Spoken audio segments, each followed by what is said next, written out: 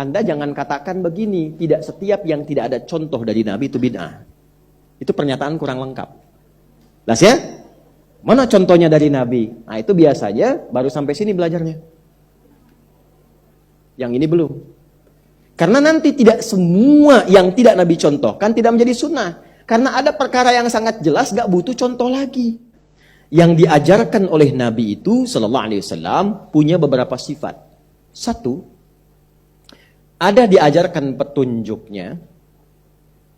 Kalau sudah saya sebut petunjuk, itu saya beri nama khusus, sebut dalil namanya. Ada dalilnya, ada contohnya. Nah, jadi ada langsung dalil plus contoh.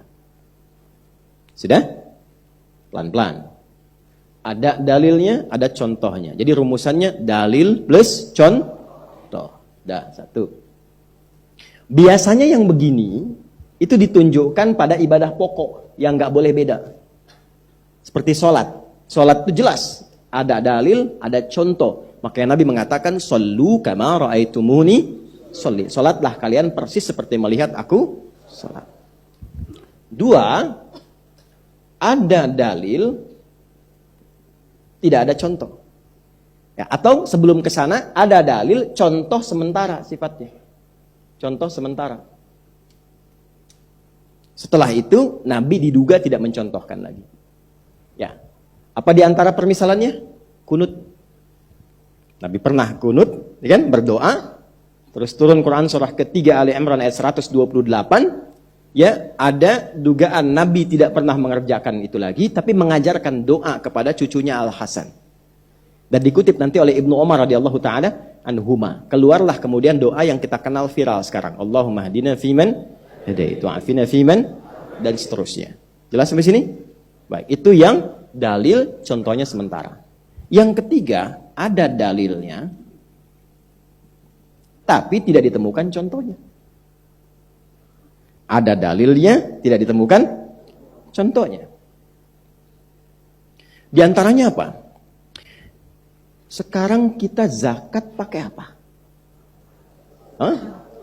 Beras. Baik. Dulu Nabi zakat pakai apa? Hah? Gandum.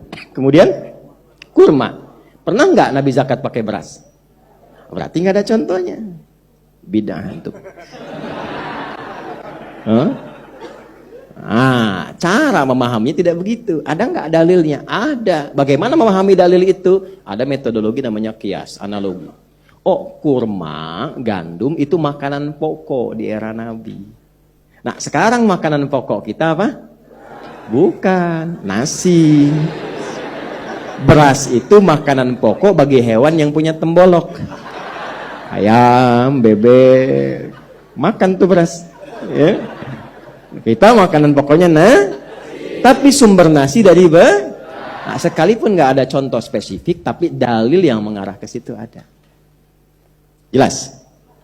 Nah, ada lagi yang sifatnya samar.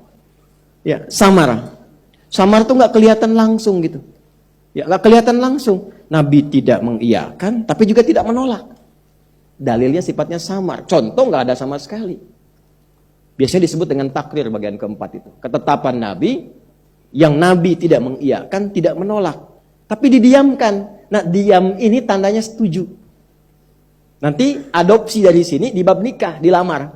Kalau perempuan dilamar hanya diam, itu tanda setuju. Makanya kalau menolak, bersuara, Bu. Jangan diam. Ya, kaidah usul fikihnya berbunyi, as-sukutu alamatu he'eh. Ya? Ya, diam itu tanda setuju. Nah, contoh, Nabi itu sedang semeja dengan Khalid bin Walid, jenderal perang, panglima. Tiba-tiba Khalid itu menguji ingin makan dab. Dab, ya itu kayak binatang gurun gitu ya, ya sejenis biawak atau kayak kadal begitu, jenis biawak lah, digurun tapi namanya dab. Kemudian dihidangkan, dimasak. Wallahu a'lam apakah dibakar ataukah diguling dan sebagainya. Ada. Lalu ini yang menarik, Nabi dihidangkan, Nabi nggak makan. Lalu Khalid mencoba, Begitu Khalid coba, Nabi mendiamkan, nggak komen. Jadi dilarang juga tidak, tapi Nabi nggak makan. Contoh nggak ada, dalilnya nggak sahih langsung. Nabi mendiamkan. Nah, karena tidak dilarang di hadapan Nabi itu, maka ini hukumnya dibolehkan. Ya, boleh di hadapan Nabi. Kenapa demikian? Ternyata ketika dilihat, oh bukan karena haramnya, persoalannya Nabi nggak selera saja. Kalau ada kambing, kenapa makan itu? Ya kan? Tapi persoalannya kenapa Khalid mencoba? Karena Khalid itu banyak waktunya di peperangan. Kalau sedang perang susah ketemu kambing guling. Yang ada kan hewan begini, kalau nggak tahu hukum gimana makan? Nanti itu diadopsi oleh pasukan khusus kita. Apa hukumnya makan ular? Apa hukumnya makan singa misalnya? Apa hukumnya makan harimau? Nggak ada yang biasa-biasa. Kalau nggak tahu hukum begini, susah menemukan hukum. Kelaparan sendiri. Kata musuh nggak usah diserang, ntar mati sendiri. Nah ini hukum 4. Nah keempat-empatnya ini kalau sudah ada, ini dasar dulu ya. Ini masuk dalam kategori sunnah. Jelas. Nggak boleh dibilang bid'ah. Tidak boleh dibilang bid'ah. Jadi sunnah itu ada yang dalil plus contoh, ada yang dalil contohnya sementara, ada yang dalil nggak ada contohnya, ada yang dalilnya samar tapi ditetapkan oleh Nabi. Nah dari sini saya mengoreksi sedikit dulu. Koreksi sedikit. Apa koreksinya? Anda jangan katakan begini, tidak setiap yang tidak ada contoh dari Nabi itu bid'ah. Itu pernyataan kurang lengkap. Jelas ya? Mana contohnya dari Nabi? Nah itu biasanya baru sampai sini belajarnya. Yang ini belum. Karena nanti tidak semua yang tidak Nabi contohkan tidak menjadi sunnah. Karena ada perkara yang sangat jelas gak butuh contoh lagi. Ada perkara yang ringan yang semua orang bisa kerjakan. Tinggal Nabi tunjukkan contohnya masing-masing prakteknya. Sesuai kebutuhannya. Jelas? Dan itu ulama sudah sepakat semua sedunia. Jadi kalau antum beda, antum yang beda sendiri. Paham ya? Nah ini dulu. Dan tidak boleh kita berprasangka yang tidak baik. Jadi jangan mengecilkan orang, menuduh orang dan sebagainya. Tidak. Kita sedang belajar untuk memahamkan diri kita. Jadi kalau ada pernyataan, statement misalnya, itu nggak ada contohnya, bid'ah, itu kurang lengkap. Ya, tidak juga harus langsung menyalahkan. Tidak, itu kurang lengkap. Itu baru versi yang pertama yang ini.